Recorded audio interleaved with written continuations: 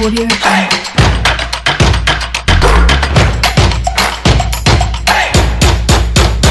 Le foot commence par la tête, continue par le cœur et finit par les pieds. Une maxime qui porte la signature de José Mourinho. Quelle émotion agréable de partager les infos foot du ballon rond européen avec vous, auditeurs et internautes. Notre aventure évoque les journées de match en semaine en Première Ligue. Arsenal, solide patron, allant sur un nuage. Manchester United renaît. La Roma et l'Inter dans le top 3. Le Milan s'est freiné en Serie A italienne. Pendant ce temps, Lens devient le co-leader du Paris Saint-Germain en Ligue 1, mise à jour des majeurs en plus du calendrier de week-end.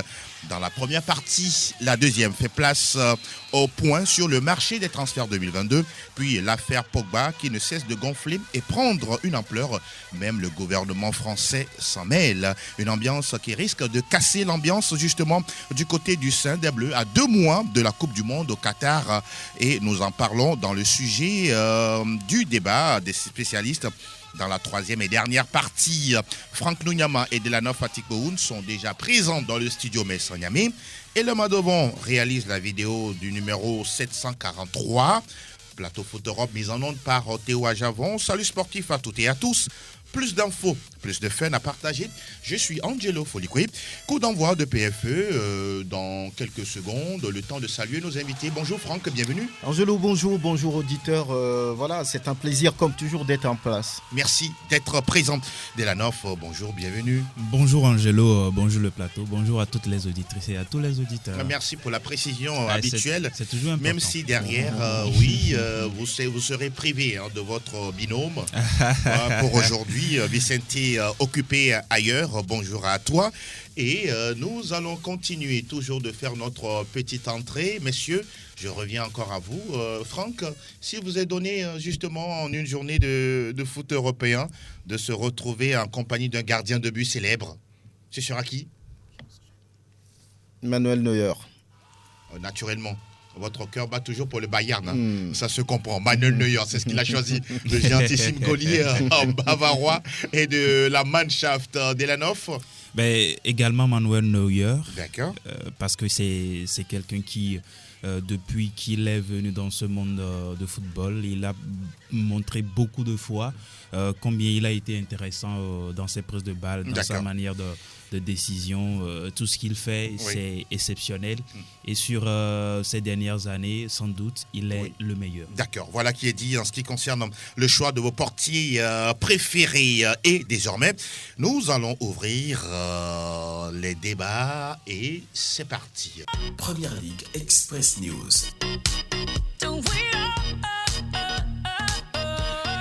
Nous sommes au royaume de Sa Majesté et nous évoquons le 5e acte de la Première Ligue anglaise disputé en semaine en tout. 25 buts marqués par les différentes escouades. Nous nous souvenons des matchs de mardi avec Fulham qui a pris le dessus 2-1 sur Brighton.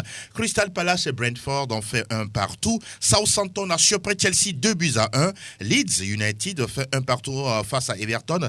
La défaite de Chelsea sur la pelouse de Southampton, Franck, une surprise ou bien quelque part aussi des situation logique pour Chelsea qui ne se retrouve pas depuis le début de saison? C'est une surprise lorsqu'on considère Chelsea, lorsqu'on voit ce que cette équipe est capable de faire avec les arrivées au niveau du mercato. Raheem Sterling qui marque son 3e but quand même en ce début de saison. Les Kalidou Koulibaly, on se disait que cette équipe était quand même, on va dire, au-dessus de Southampton, mais sur le terrain, on a vu une équipe des Saints assez disciplinée tactiquement et volontaire et qui ont su, on va dire, poser beaucoup de problèmes aux Blues et qui à la fin ont été battus. Donc Chelsea a des difficultés, je ne sais pas trop là où se trouve le problème. Lorsque vous écoutez même Thomas Tuchel, il dit mais il est trop facile de nous déséquilibrer, il est trop facile de nous battre, donc il va falloir travailler. Quand c'est le technicien qui le dit, ça veut dire qu'il y a des choses qui ne marchent pas et qu'il faut vraiment régler. Tourelle est en train peut-être de perdre un tout petit peu la magie de son football avec Chelsea cette saison? On peut le dire oui, parce que en tout cas pour le moment, les performances ne sont pas à la hauteur des attentes. Oui. Chelsea Football Club ce mercato a quand même fait venir des joueurs assez intéressants. Franck a cité quelques-uns tout à l'heure. Kalidou Koulibaly, Raheem Sterling.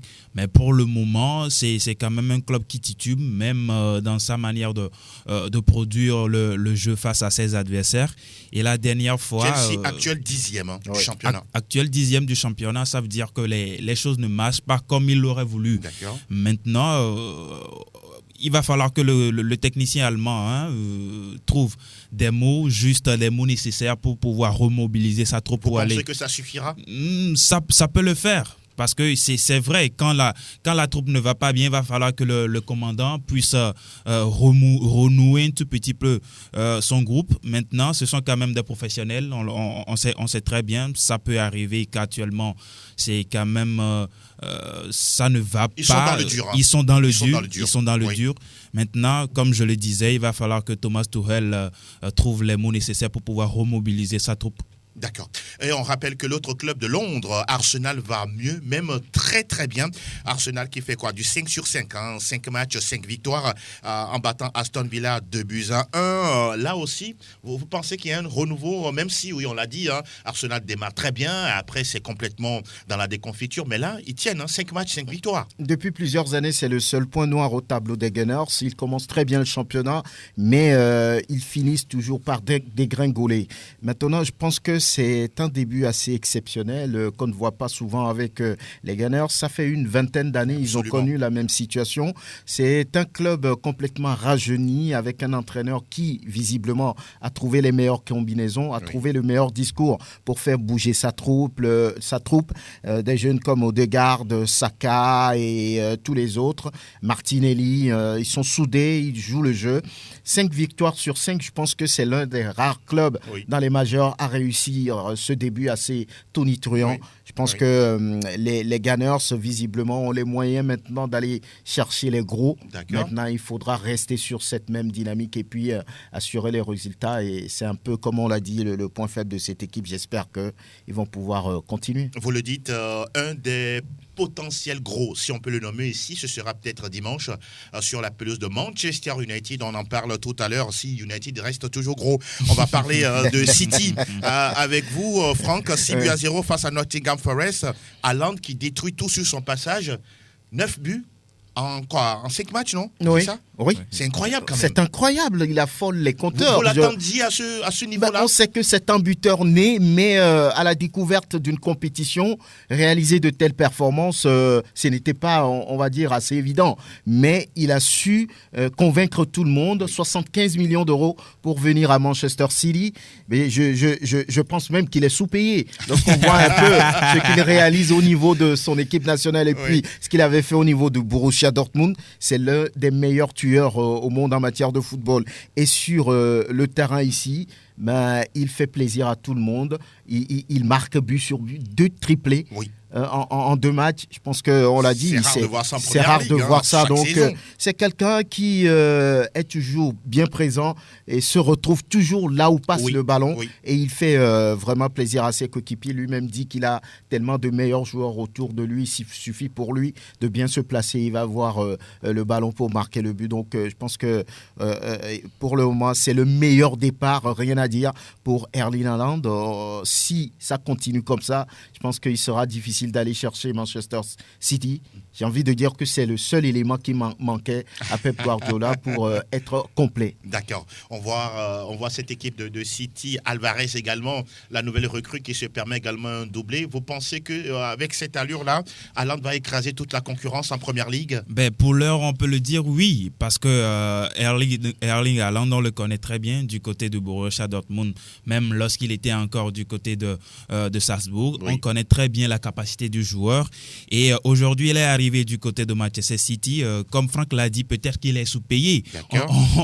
On ne sait pas. Mais actuellement, c'est la belle retrouvaille du Norvégien parce que beaucoup l'attendaient sur ce début de saison et tout de suite, il est en train de mettre tout le monde... Donc quand même, on dit qu'arrivé à City, il va perdre son football. Il ne pourra pas se fondre dans le moule du jeu de Pep Guardiola. Justement. quand on connaît Pep Guardiola, on sait que c'est un technicien qui n'adore pas vraiment des numéros 9 nominaux. Les numéros 9 voilà. de métier. Et aujourd'hui, il a un tout petit peu façonné sa manière de faire jouer son équipe. Oui. En veut pour preuve la venue de Erling Haaland.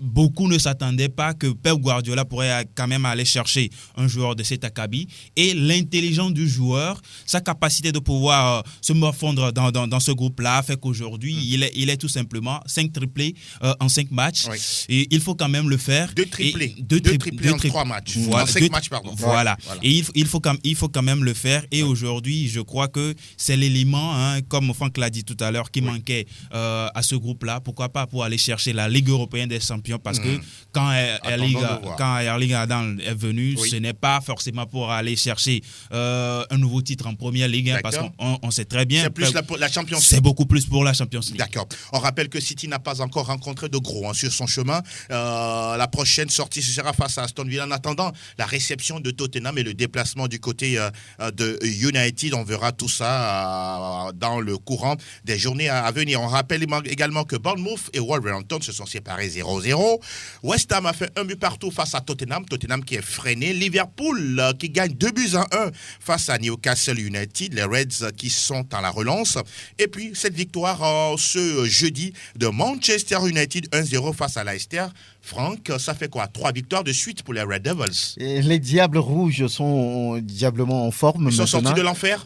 Pas totalement. Pas totalement, mais sur les 3 derniers matchs, on voit que c'est le plein. Oui. 9 points sur 9 possibles. Avec le même 11 de départ. Ouais, donc on ne change pas une équipe qui gagne.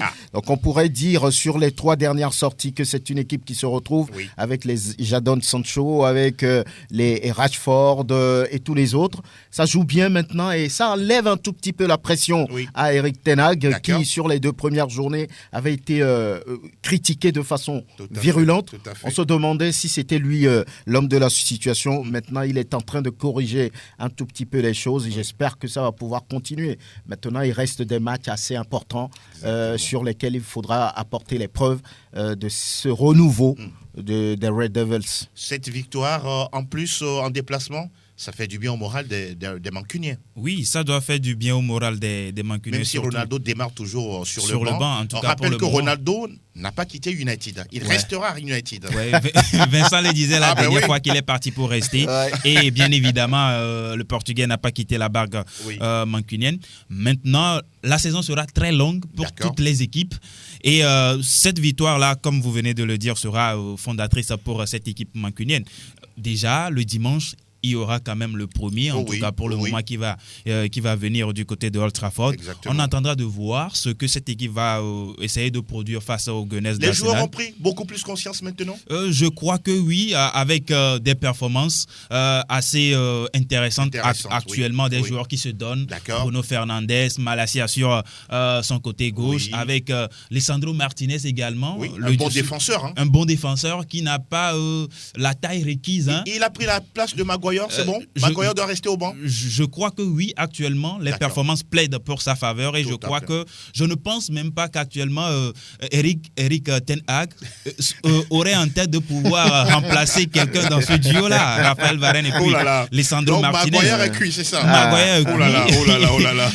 Soit il va faire de très bons travail, il va falloir beaucoup travailler aux entraînements également. Pourquoi pas, quand il aura encore sa chance, pour pouvoir la saisir. Pourquoi pas? On rappelle au classement, messieurs, Arsenal est devant 15 points, 13 pour Manchester City, 11 pour Tottenham. Brighton, surprenant, 4e, 10 points. Manchester United monte à la 5e place avec 9 unités. 6e, Liverpool, 8 points. On retrouve au bas du tableau Wolverhampton, Aston Villa et puis Leicester. Curieux, Leicester, bon dernier du classement en Première Ligue avec un petit point sur 15 possibles. Haaland, elle reste le meilleur buteur du Royaume, 9 buts, 5 pour Alexander Mitrovic de Newcastle United et puis 4 pour Wilfried Zaha, l'Ivoirien, un Africain, dans le top 3 des meilleurs buteurs en Première Ligue. Et l'on l'enchaîne avec le 6e acte. On aura des derbys assez intéressants. Everton accueille Liverpool dans le derby de la Merseyside. Derby londonien également, il y en a 2. Chelsea accueille West Ham. Fulham est en déplacement à Tottenham. On aura également Newcastle United Crystal Palace, Brentford Leeds United, Wolverhampton Southampton, Nottingham Forest Bournemouth, Aston Villa Manchester City et puis dimanche Brighton Leicester. Peut-être le réveil des Foxes sur la pelouse de Brighton et puis ce gros classique Manchester United Arsenal pour la 196e fois de l'histoire en Première Ligue. On rappelle que United a 82 victoires contre 67 pour Arsenal, mais attention, il y aura match du côté d'Old Trafford et on verra justement ce qu'il va se passer. Lundi, on sera là pour en parler avec vous. On continue l'aventure. Aquí está la Liga Española. Nous sommes en Espagne et nous allons dérouler le calendrier de la fin de semaine, le calendrier du week-end, voilà, avec le 4e chapitre de Liga, Celta Vigo face à Cadix, déjà ce vendredi. Samedi, on a 4 matchs. Mallorca accueille Girone, Betis, Séville se rend à Madrid, Franck, pour y défier le Real. Qu'entrevoir par rapport à cette affiche. Ça va être intéressant parce que c'est les 2 premiers avec le même nombre de points. Exactement. 3 victoires pour chaque club en 3 sorties, ce qui veut dire que c'est un bon début de saison pour les 2 clubs. Le Real Madrid qui a envie d'enchaîner, va vouloir forcément gagner avec un Karim Benzema qui les a sauvés la dernière fois face à cette équipe d'Espagnols. Oui. Longtemps menée, cette équipe a su réagir pour finalement gagner 3-1. Donc il y aura match avec cette équipe de Séville qui tient pour le moment très très bien en ce début de saison, ce qui veut dire que c'est difficile de pouvoir dire là où se penche la balance, mais ce qui est sûr, c'est que ça ne va pas être un match facile pour les 2. D'accord. Le Real qui accueille le Betis Séville, l'Atlético, l'autre club de Madrid, se rend à Anoeta pour y défier la Real Sociedad. Duel également entre FC Séville et le FC Barcelone.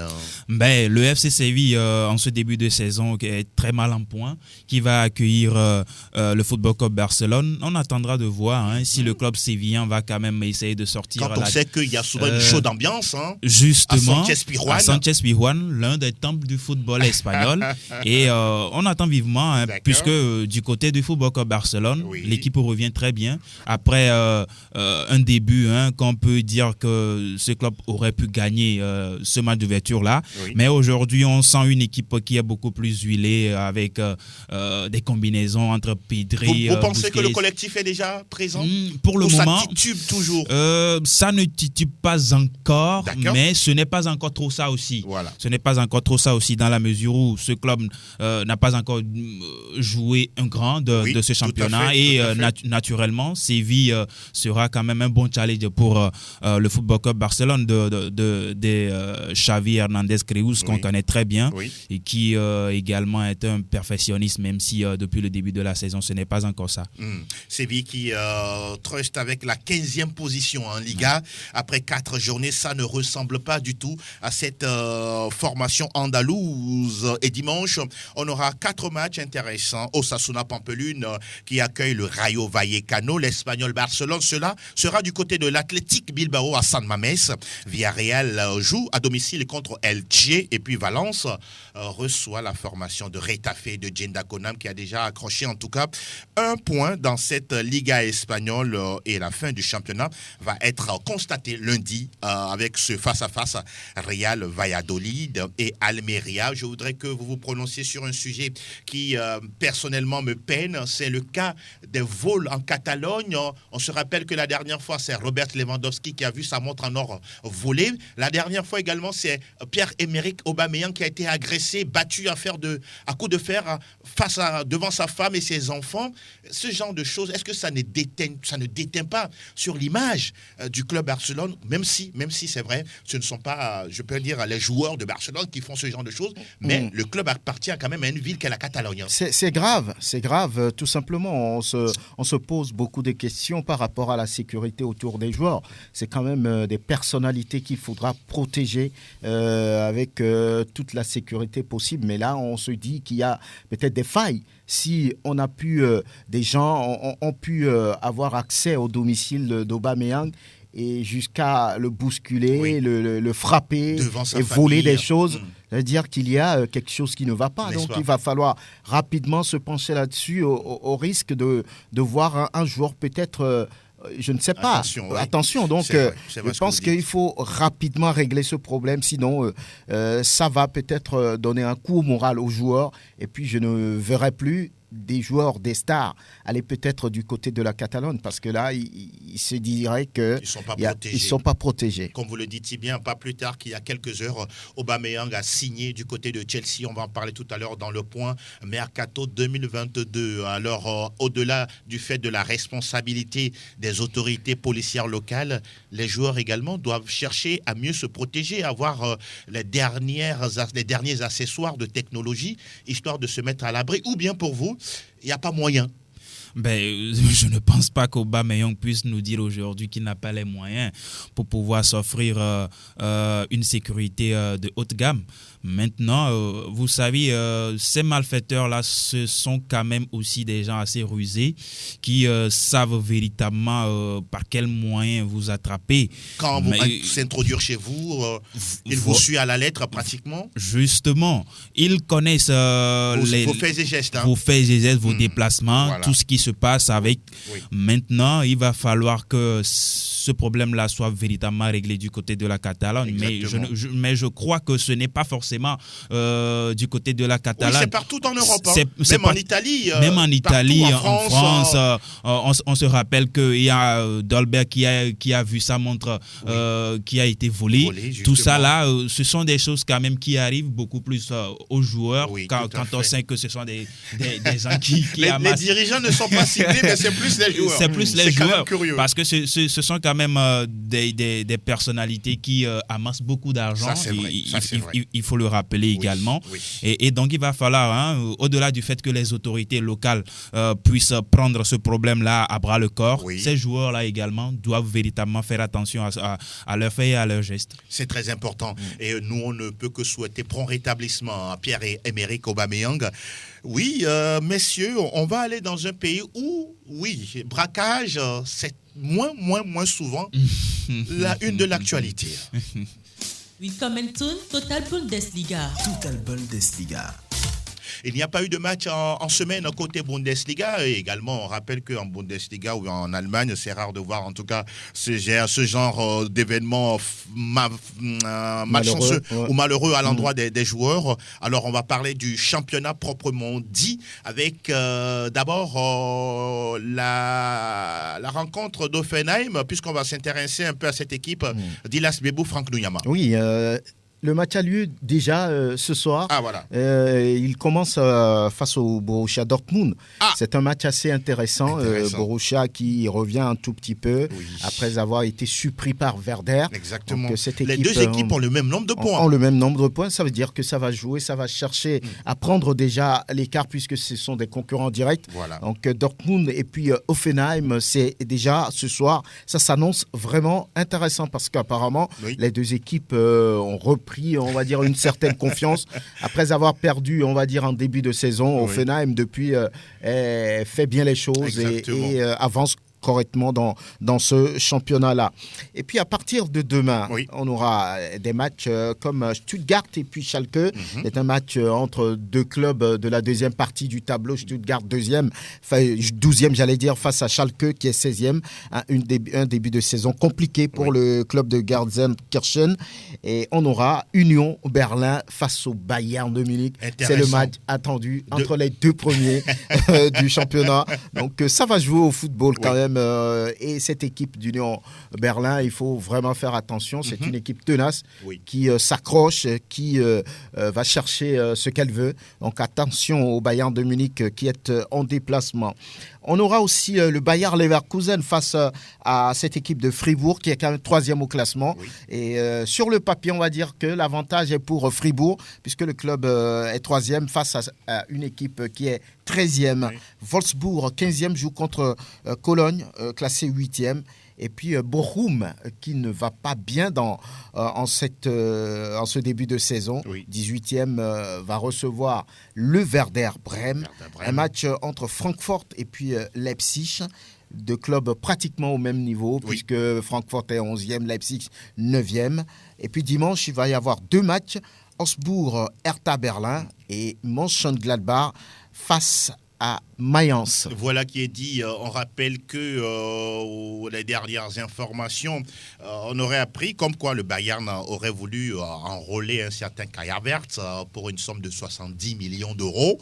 Mais bon, le Bayern n'a pas voulu justement récupérer l'Allemand, sachant que c'était un peu difficile. Déjà, on avait Sadio Mané dans son escarcelle. On attend de voir si ça va se faire l'été prochain ou pas. Mais vous avez parlé tout à l'heure d'une équipe là, l'équipe de, pas de l'Union Berlin, mais Mayence. Non, pas Mayence. Avant, il y avait une équipe Werder Bremen qui joue contre. Werder Bremen joue contre Bochum. Voilà. Bochum Et dernier. on se rappelle que le Werder Bremen avait renversé Dortmund. À domicile. Attention à Bochum, même si on est à la maison, on peut se faire punir. Oui, on peut se faire punir puisque cette équipe ne donne pas les meilleures statistiques en ce début de saison. Voilà. Ils sont 18e, Oh là là. dernier de la compétition, ce qui veut dire que face à Werder qui est revenu en première division et qui occupe le 10e rang, ça peut se faire pour l'ancien club de, j'allais dire, Mesut Özil. Mesut Özil, le drosophile. Mon cher ami, on va parler rapidement de Mönchengladbach, non, Union Berlin-Bayern. Vous voyez quoi à la fin? Ben, ce sera quand même un duel assez intéressant entre le premier et le deuxième. Le Bayern va-t-il perdre encore des points? Est-ce que le Bayern va-t-il perdre encore des points? Je crains vivement pour l'Union de Berlin, même si en ce début de saison, même si en ce début de saison, c'est une équipe qui compte aujourd'hui 0 défaite dans son escarcelle. Est-ce que ce sera la première défaite que le Bayern va infliger à l'Union Berlin? On attendra de voir. Ils ont quand même la capacité, ils ont quand même les joueurs pour les Reus Sané, Sadio Mané, Gnabry, Moussiala, tout ça là. J'attends de voir si cette défense de l'Union Berlin va-t-elle flancher pour cette fois-ci. C'est le question tag. Et question tag également pour Sadio Mané. Va-t-il peut-être inscrire un doublé? Pourquoi pas? Mais il se sent bien dans cette formation bavaroise, l'international sénégalais. Dankeschön, Herr Nuyama. Vous restez avec nous. On poursuit l'aventure et nous déposons nos baluchons du côté de... Benvenuto Calcio Italia. Nous sommes dans l'émission Plateau Foot Europe et c'est la rubrique le majeur désormais de l'Italie qui nous intéresse avec Delanov. Il y a eu des matchs en semaine et l'on s'intéresse d'abord au cas de la Roma qui a fait quoi? La Roma a fait d'une bouchée de Monza, le club de Silvio Berlusconi, qui n'arrive toujours pas en ce début de saison. 4 journées après, Monza se retrouve à la dernière position avec 0 points. Aucune victoire. Aucune victoire, aucun point pris d'ailleurs. Donc c'est très compliqué pour Monza. Bochum en a pris. Un point pour Bochum. Allez-y. Actuellement, Monza est le seul promu qui n'a pas encore grappillé le seul point. Et donc, c'est très compliqué pour ce club-là, pour sa première dans l'élite.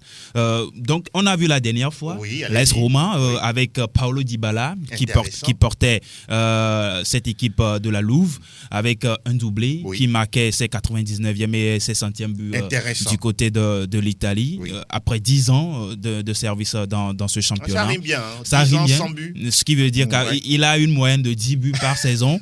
Pour la Joya, quelqu'un qui était beaucoup plus promu à un avenir ou bien à une carrière beaucoup plus flamboyante. Pour moi, c'est moins 10 ans pour 100 buts, mais il faut quand même le faire. C'est pas évident. C'est pas évident, c'est un exploit, il faut quand même le faire. Beaucoup ont fait plus de 10 ans de carrière sans jamais atteindre la barre des 100 buts. Franck, avant de continuer avec Dela, la Roma, aujourd'hui, là, avec Mourinho, on a l'impression qu'elle veut se mettre dans le registre d'un véritable outsider, sinon un prétendant au titre cette saison. Oui, ça fait plusieurs saisons qu'on n'a plus retrouvé l'AS Roma dans cette position.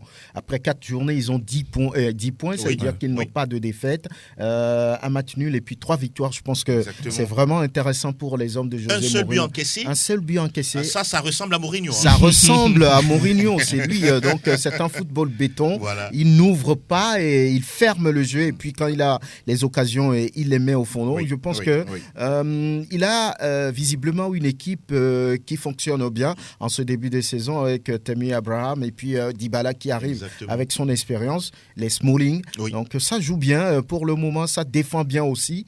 Donc je pense que l'AS Rome est à respecter parce que je pense que José Mourinho a envie de sortir quelque chose cette saison et pour le moment ça va bien, mais la saison reste encore très longue. On rappelle que Mourinho est un entraîneur de qualité, un véritable gagnant. On a parlé tout à l'heure de la Roma et de Monza, de Silvio Berlusconi. On parle de l'ancien club de Silvio Berlusconi, le Milan AC. Ben, le duel entre le Milan AC et puis Sassuolo, les Nero Verdi et puis les Rossoneri, à la fin, ça a accouché d'un match nul, 0 but partout. Contre-performance, ça fait le deuxième match nul pour le Milan AC en ce début de saison. Et c'est vrai, l'équipe n'a pas encore connu de défaite, mais ils sont en train de laisser ils sont en train de décrocher là. Ils sont 6e, non actuellement, 6e. Oui, 6e, 8 points. mais pour le tenant du titre. Mais seulement 2 points d'écart entre. Bon, c'est serré. C'est un peu serré en tête du classement. Oui. D'autres résultats, on a quand même l'Inter Milan, on le disait la dernière fois, l'Inter ne s'est pas déchaîné, mais l'Inter a quand même gagné Cremonese, 3-1 avec une nouvelle réalisation de Lautaro Martinez. Et d'autres résultats également, on a Empoli qui a fait 1 but partout avec Hellas Vérone. Oui. La Sampdoria a concédé le match nul également, 1 but partout face à la Lazio de Rome. L'Udinese a gagné la Fiorentina 1-0. La Juventus de Turin a gagné à la Juventus Stadium 2-0 face à Spezia avec une nouvelle réalisation également de Duvan Vlahovic. Duvan plutôt. Vlahovic. C'est Dusan Zapata et puis Duvan. Le premier de Arkadiusz Milik. Ah oui, l'ancien de l'Olympique de Marseille. L'ancien de l'Olympique de Marseille pour sa première. Il se fait plaisir. Il se fait plaisir en ouvrant son score avec la Juventus de Turin. Avant que vous ne continuiez, il y a quand même ce Duvan Vlahovic là, mais il est très bon sur coup franc. Il est très bon sur coup franc. Le Paris Saint-Germain, attention. Le Paris Saint-Germain doit normalement commencer par se frotter les mains. Parce que ce duel-là, ce sera attendu dans ce groupe. Juventus de Turin puis Paris Saint-Germain. La Champions League, c'est la semaine prochaine. On attendra de voir ce que ce Serbe-là va essayer de faire dans cette compétition. Très bon gaucher, parce que c'est un très bon joueur déjà. Il joue des deux pieds. Il joue des deux pieds. On le connaît très bien. C'est quelqu'un qui, devant les buts, il n'a pas froid aux yeux. Et il est un tueur, raison pour laquelle la Juventus de Turin est quand même partie le chercher. Donc il faut faire très attention, comme vous le dites. Moi, il m'a impressionné. Sur 2 matchs de suite, il marque pratiquement dans les mêmes conditions. Exactement. Donc attention au Paris Saint-Germain pour ne pas faire des fautes dans les 25-20 mètres. Vous adressez la parole à qui déjà? Voilà. Donc attention, il ne faut pas commettre des fautes dans les 20-25 mètres parce qu'il est extrêmement précieux. Il le dépose sans difficulté. Donc c'est un joueur assez intéressant pour la Juve. Duvan Vlahovic, retenez ce nom. C'est un véritable scoreur devant les buts. Vous voulez nous donner le classement? Le classement à la tête du championnat, on voit l'Atalanta Bergame qui aujourd'hui occupe la première place avec 10 points au compteur. L'Atalanta qui revient. L'Atalanta qui revient. Mais est-ce que cette place-là lui est acquise jusqu'à la fin du championnat? Pour le moment, oui. Pour le moment, on le lui concède. La deuxième place, on voit l'AS Roma de José Mourinho avec 10 points également. L'Inter de Milan occupe la 3e position avec 9 points. Et Napoli est à la 4e position avec 8 points. Suit la Juventus de Turin puis le Milan C, respectivement classé 5e et puis 6e avec 8 points aussi. En bas du classement, on voit la Sampdoria qui occupe la 18e place avec 2 petits points. 19e position, on voit Cremonese avec 0 point et puis Monza aussi qui a 0 pointé. Et le calendrier de la prochaine journée? Le calendrier de la prochaine journée donne ceci, la 5e journée. Tout commence ce dimanche avec la Fiorentina qui reçoit la Juventus de Turin. Samedi ou dimanche? Samedi. Dimanche, le 3. Samedi. Samedi. Samedi. Le samedi, oui. Cinquième journée, Fiorentina, Juventus. La Juventus de Turin, Ouais. voilà. Apparemment, vous avez quelque chose le dimanche. Un rendez-vous très important. Très important. Et aussi, il y a le derby de la Madonnina entre intéressant. le Milan AC et puis l'Inter de Milan qui va se jouer à San Siro. On sait bien que quand c'est le même stade que les deux clubs utilisent, mais quand le Milan AC va accueillir, le stade change de nom à San Siro. D'accord. Et quand l'Inter de Milan va accueillir, on utilise beaucoup plus le nom de Giuseppe Meazza. Voilà. Et donc, pour ce derby de la Madonnina, on aura quand même un match assez intéressant. Et quand on voit sur ces 4 dernières rencontres entre les deux formations, il y a quand même eu 2 nuls et puis une victoire de chaque côté. C'est équilibré. C'est équilibré, mais quand on retourne un tout petit peu en arrière jusqu'à 2005, par exemple, on voit que l'Inter de Milan est un tout petit peu en avant sur le Milan AC. Maintenant, qui va essayer de prendre le pas sur son adversaire lors de la 5e journée, parce que ces deux équipes actuellement, il y a juste un point de différence. Si le Milan gagne, le Milan passe devant. Si l'Inter gagne, l'écart va se creuser. D'accord. Et le reste de la 5e journée? Le reste de la 5e journée, on aura également un intéressant Lazio-Napoli. Attention, le Napoli doit se méfier de cette équipe, la Dialé. Justement. Avec Pedro et puis Luis Alberto. Même si ces deux équipes sortent d'un match nul pour les deux formations, en attendant de voir ce qui sera fait de ce côté-là. Victor Osimhen également est à craindre. Victor Osimhen sera également entendu parce que depuis le début ça fait 5 journées déjà et c'est seulement 2 buts. Bon. Le Nigérian il va se réveiller, ne vous inquiétez pas. doit se réveiller justement. Cremonese accueille Sassuolo. La Spezia va jouer Bologne. Et Hellas Vérone va accueillir Sampdoria dans son antre. Udinese joue l'AS Rome de José Mourinho. L'Atalanta Bergame va se déplacer du côté de Monza. Salernitana accueille Empoli. Et Torino joue Lecce de Samuel Umtiti qui n'a pas encore commencé par jouer. Grazie mille, cher Delanov. Arrivederci. On se donne rendez-vous lundi pour décrypter la 5e levée de la Serie A italienne. Nous bouclons les majeurs. Tout à l'info Ligue 1. Info Ligue 1. Nous sommes du côté de l'Hexagone avec les rencontres de la semaine disputées. Le 5e chapitre en Ligue 1 avec 37 buts marqués en tout.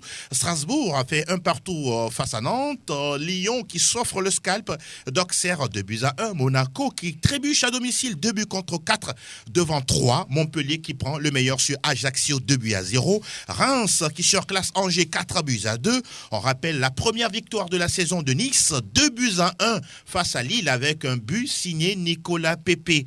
On avait même oublié qu'il existait encore dans le domaine du football. Nicolas Pepe, le Paris Saint-Germain s'offre une victoire intéressante 3-0 sur la pelouse de Toulouse. Clermont n'a pas pu résister à Marseille qui s'impose 1-0. 3 pour Rennes, 1 pour Brest et puis le Racing Club de Lens, qui punit Lorient 5-2. Franck, que retenir de cette 5e journée? Oui, ce qu'il faut retenir, c'est la réaction du Paris Saint-Germain après l'accro face à l'AS Monaco. Ils ont pu battre Toulouse 3-0 avec quelques changements apportés par Christophe Galtier. Et puis Clermont qui a tenu tête, on va dire, à l'Olympique de Marseille et qui s'impose finalement 1-0 avec un pénalty raté de Alexis Sanchez. Et puis la surprise, c'est cette déculottée de Monaco face à 3. Qui gagne 4-2 à l'arrivée. C'était quand même impensable pour cette équipe qui venait quand même, qui sort, on va dire, d'un match, j'allais dire, intéressant face au Paris Saint-Germain et qui coule à nouveau. Donc, et puis Nice qui gagne pour la première fois. Tout à fait. Voilà, c'est quelques résultats qu'on peut retenir. On rappelle qu'au classement, on a le Paris Saint-Germain qui est leader avec 13 points. Lens qui suit 13 points également. 13 également pour l'Olympique de Marseille. Vous comprenez que la différence se situe au niveau des buts marqués. Lyon est 4e avec 10 points. On a Montpellier 5e avec 9 unités.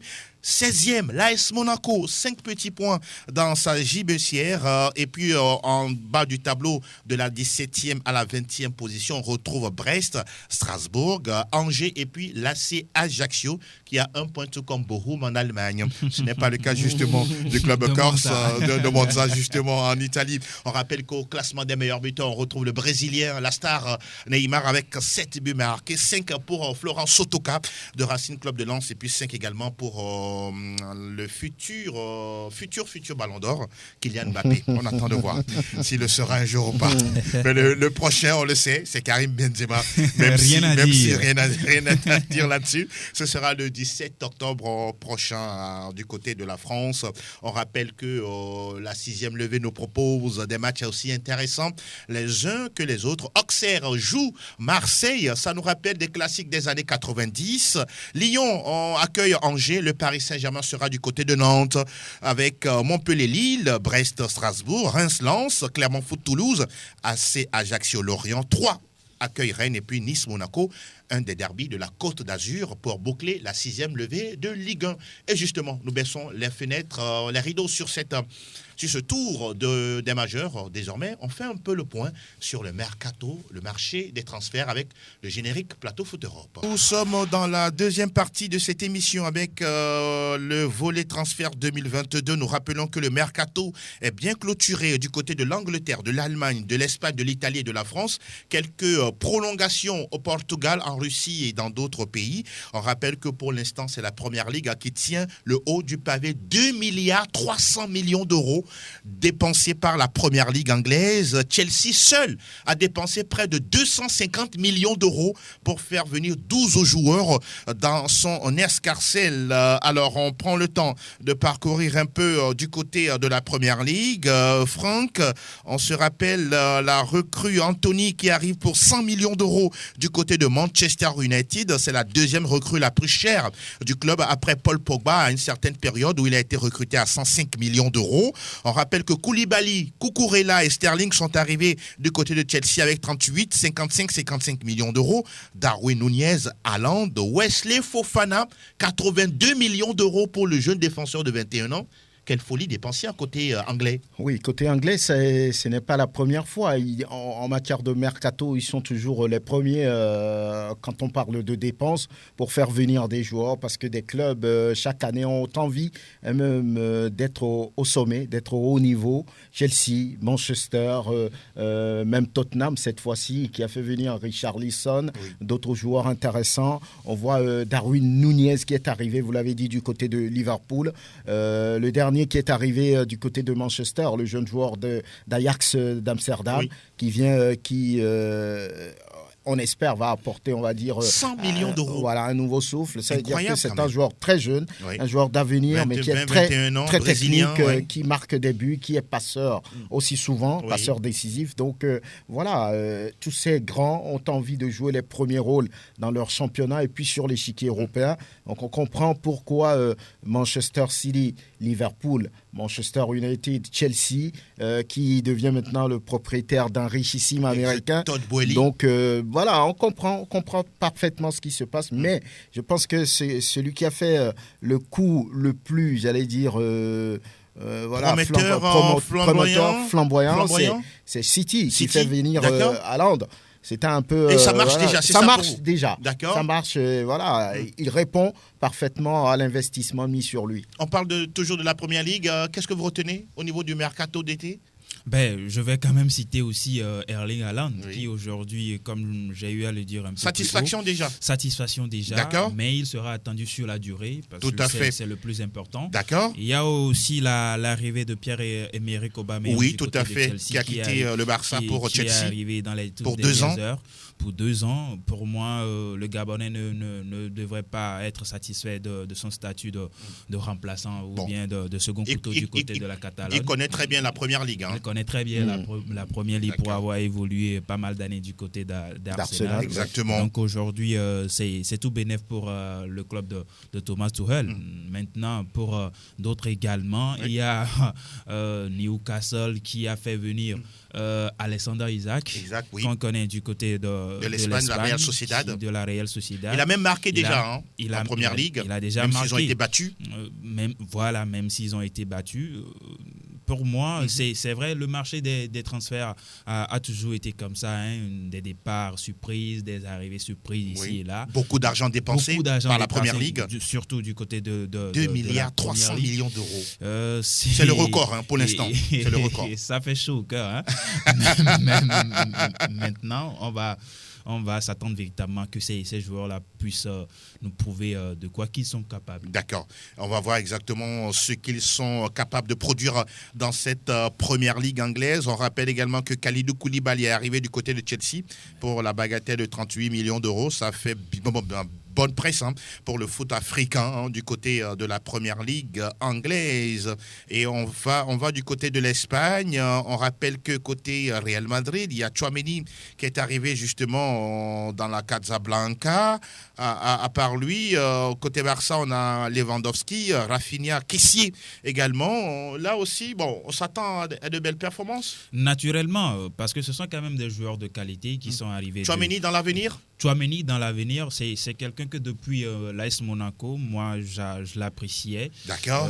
J'aurais aimé, pourquoi pas, pour qu'il soit aujourd'hui du côté de Paris Saint-Germain pour pouvoir renforcer ce milieu de terrain. On parle d'un transfert au moins 100 millions d'euros. Oui, 80 je pense. Oui, en plus les bonus. Donc, imaginez un peu la suite. Donc, aujourd'hui, il sera quand même l'accompagnateur du côté du milieu de terrain de la Casablanca avec les expérimentés, Toni Kroos et puis Modric et tous les autres. Modric et tous les autres, même s'il y a Kamavinga également qui est de Casemiro ce côté-là. a quitté justement le Casemiro club. A quitté. C'est le pourquoi même Florentino Pérez a voulu que le Brésilien quitte le navire. Oui. Du côté du Barça, il y a Franck Kessié, l'Ivoirien, qui serait également attendu. On attend de voir. On attend de voir, qui sera également attendu lors de la saison. Oui. Robert Lewandowski, on le connaît. Il a déjà commencé, déjà posé ses marques. Rafinha et tous les autres. Isco également qui est parti du côté du FC Séville. Oui. On attend de voir. Ce sont quand même des joueurs de qualité. On rappelle également que Marcos Alonso a quitté le Chelsea Football Club pour signer dans les heures à venir du côté du FC Barcelone. On attend de voir exactement ce qu'il en sera. Du côté de l'Italie, il n'y a pas de grosses pointures qui sont arrivées, même s'il y a Di Maria et puis Pogba du côté de la Juve et puis Kostic, Dybala qui va à la Roma. Bon, là aussi, c'est pas aussi flamboyant comme en première ligue. Oui, en Serie A, on n'a pas vu de stars qui arrivent. C'est des joueurs plutôt qu'on connaissait et certains qui sont en fin de carrière, en phase terminale, comme Angel Di Maria qui atterrit du côté des Bianconeri, Paul Pogba qui retourne un peu à la maison et puis d'autres joueurs. À noter également le départ de Kessié vers le Football Club Barcelone.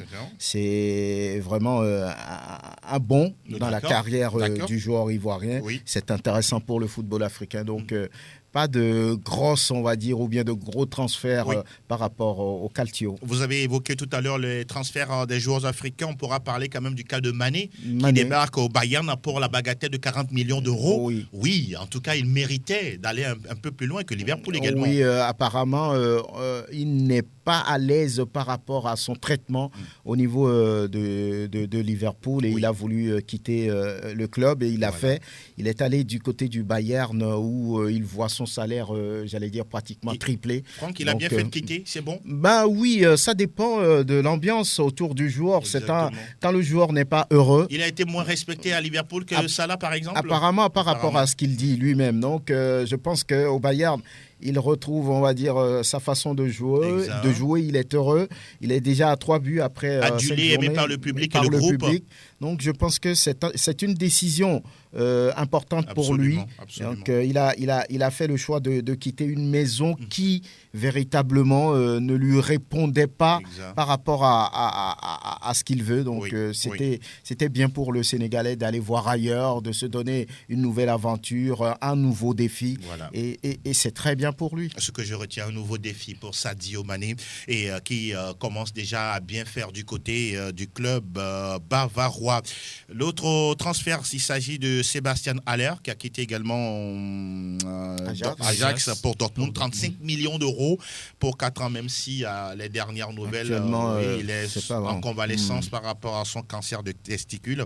Mais là aussi, on doit lui souhaiter un prompt rétablissement pour qu'il revienne vite et porter cette équipe brossenne. Oui, c'est tout le mal qu'on peut souhaiter à l'attaquant ivoirien actuellement dans de moments difficiles. On sait très bien que le monsieur, c'est quand même un joueur qui arrive véritablement à marquer des buts. Oui. On se rappelle encore lors de la saison écoulée, lors des phases de groupe de la Ligue européenne des champions. C'est quand même ce monsieur-là qui a tenu tête à Robert Lewandowski et à Karim Benzema, tous ces joueurs-là, des joueurs de gros calibre. Et aujourd'hui, je crois que l'Ivoirien, tout ce qu'on peut lui souhaiter, c'est quand même prompt rétablissement pour qu'on puisse le revoir sur le terrain et qu'il nous donne de la joie au cœur comme il sait quand même déjà le faire. Et parlant également de Bayern Munich, il y a quand même eu l'arrivée du Néerlandais, Matthijs de Ligt, qui lors de son passage du côté. Vous pensez qu'il va faire mieux? Pour moi, il a quand même l'obligation de faire mieux que ce qu'il a fait du côté de l'Italie. C'est quand même un transfert curieux. Personnellement, je ne l'ai pas compris. Les Allemands qu'on connaît très très rigoureux, très très exigeants. Peut-être c'est l'environnement qui a joué en faveur de Ligt au niveau de l'Italie. On sait que c'est un très très très bon défenseur. Quand il évoluait du côté de l'Ajax, peut-être que Nagelsmann a découvert, on va dire, quelque chose en lui, comment le manager. Voilà pourquoi on lui a fait appel. D'accord. Justement. Merci beaucoup, messieurs. On va s'arrêter là concernant le point des transferts. On va débattre un peu, ça va bavarder. Plateau Foot Europe sur Sport FM. La tribune où les spécialistes disent tout haut ce que le public pense tout bas.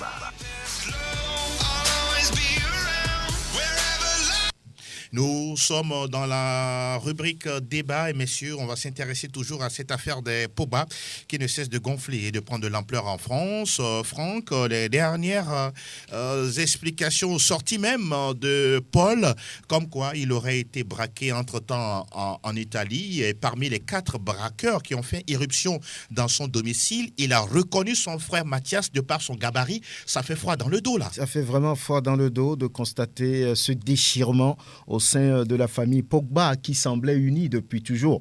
Les Pogba qui dit avoir été, on va dire, menacé.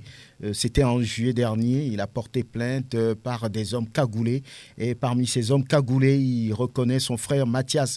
C'est une déclaration assez mouvementée et qui fait froid dans le dos, comme vous l'avez dit. Donc, une famille qui semblait unie depuis le début avec leur mère, qui ont créé, on va dire, des tendances, la tendance Pogbance pour dire que c'est, on va dire, une famille qui vit bien, qui fait bien les choses, mais aujourd'hui... Parti de rien pour réussir. Voilà, c'est une famille qui est déchirée, qui est au bord de la catastrophe parce que Mathias, son grand frère, dit que Pogba lui a demandé d'aller voir les marabouts pour s'éviter des blessures en équipe de France et durant sa carrière. De l'autre côté, il dit qu'il lui a confié ce dossier d'aller voir aussi un marabout pour jeter un sort à Kylian Mbappé. C'est des déclarations assez, j'allais dire, qui font froid dans le dos et qui jouent sur la vie de la famille Pogba, sur la vie de l'équipe de France.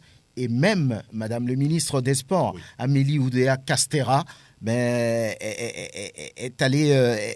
s'est expliqué, il a dit, mais on ne voyait jamais venir une telle affaire qui pourrait vraiment compliquer la vie à l'équipe de France à quelques mois de la Coupe du Monde. Donc, véritablement, cette affaire qui n'est qu'à ses débuts, on veut vraiment suivre et comprendre ce qu'il s'est réellement passé. Quand Pogba dit également qu'on lui a dérobé 200 000 euros sur sa carte et que ça fait partie également de cette distance créée maintenant entre lui et son frère Mathias. Mais c'est dommage. L'on se pose la question de la neuf, à quoi joue la mère des Pogba dans cette histoire? Jusqu'à présent, on n'a pas, en tout cas, constaté sa sortie sur le plan médiatique.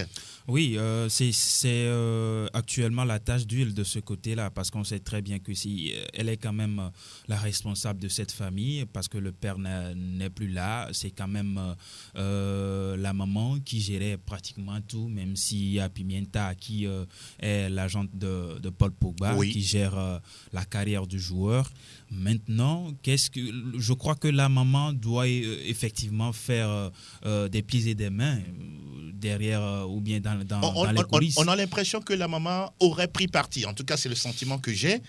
Beaucoup plus protectrice du côté de Paul que de Pogba, Mathias. Parce que on a vu sa signature sur le communiqué que le joueur et puis son agent quand même ont publié. Oui, tout à fait. Maintenant, qu'est-ce que la suite va donner de ce côté? Moi, je crois que la maman a beaucoup plus à faire aujourd'hui en essayant, même si l'affaire est aujourd'hui sur les réseaux sociaux ou bien est connue de tout le monde, il va falloir que la maman prenne ses responsabilités, appelle ses enfants et essaye de discuter avec eux. Pourquoi pas essayer d'étouffer cette affaire rapidement, parce que nous sommes à 2 mois de la Coupe du Monde et on sait que la carrière d'un footballeur, et quand une compétition telle la Coupe du Monde arrive, tous les joueurs se bougent de leur côté pour pouvoir avoir une place dans sa sélection nationale pour aller disputer cette joute mondiale. Maintenant, qu'est-ce que la maman doit faire? Comme je le disais, appeler ses enfants et régler le problème. Et régler le problème, comme je l'ai dit, parce qu'actuellement, l'enquête qui a été ouverte réclame déjà 13 millions d'euros à cette famille. Wow. C'est beaucoup. On attend de voir. Franck parlait tout à l'heure de la réaction de la ministre Amélie Oudéa Castéra. Avant que vous ne continuiez, elle dit « Je souhaite simplement que l'équipe de France soit au maximum préservée de cette affaire Pogba ». Oui, c'est ce qui leur importe. C'est une affaire nationale, parce qu'une affaire d'État, parce que l'équipe nationale est quand même championne du monde en titre, et des choses qui se passent comme ça pourraient véritablement entamer le moral de tous les joueurs, de tous l'effectif, et peut-être Pogba est menacé alors que c'est un joueur important pour Didier Deschamps. Donc voilà, c'est ce qu'il faut dire quand on est responsable au niveau du sport français. Au-delà de ça, je pense que je ne voulais pas être à la place de Madame Pogba. Ce qu'elle doit vivre aujourd'hui, c'est un véritable enfer. Est-ce qu'elle a pris position parce que Mathias et Paul restent ses enfants? Qu'est-ce qu'elle va pouvoir faire aujourd'hui? Elle ne peut plus étouffer cette affaire parce que c'est déjà partout sur les réseaux sociaux. Cette maman, je n'ai pas envie d'être à sa place. C'est très compliqué lorsque ça se passe comme ça entre 2 de vos enfants. Je ne sais pas trop ce qu'elle peut faire. On rappelle qu'il y a déjà une ouverture d'enquête au niveau du parquet et on attend de voir les investigations qui ont été confiées à l'Office central de lutte contre le crime organisé. Ce que ça va donner, on sera toujours là pour pouvoir décrypter cette affaire et surtout situer les responsabilités. Nous sommes presque arrivés à la fin de ce nouveau numéro. On va saluer quelques personnes rapidement, mon cher Delanoff. Oui, naturellement. Ceux qui nous ont suivis, Marcelin Souronou, je ne cesserai quand même jamais de le saluer. D'accord. Roland Aziamblé, le duo Yannel et puis Yanis. Maman à la maison, coucou à toi. D'accord. Oui, Ampoule, tout va bien, j'imagine. Marseille se porte bien, on est content. Basile Ayeboa et puis Jean-Luc depuis le terrain d'Agaza et puis tous ceux qui sont des inconditionnels de cette émission. Excellent début de week-end à toutes et à tous. Un clin d'œil spécial à Joël Aïe, à Noël de Souza, à Fifia Sogbabi, à Vicente Noussoulé. Joyeux anniversaire à Grégoire Attignon, notre collègue de tous les jours ici à Sport FM. On souhaite tout le meilleur à toi et que tout baigne pour toi, que ce soit supporter de Marseille ou encore de Manchester. Non, Bayern. Bayern. Manchester également. Manchester United, Bruxelles. Manchester, Bayern et le. Bon, Barça, c'est parce que c'est Messi. Grégoire Attignon, joyeux anniversaire à toi, plein de bonnes choses. Merci beaucoup, cher Elom Adovron. Mille merci également à Théoua Javon. On se donne rendez-vous lundi, toujours dans la bonne humeur. Et vivement la qualification du Togo pour le prochain CHAN. Ça, c'est juste un clin d'œil aux éperviers locaux. À très bientôt. Ciao, ciao.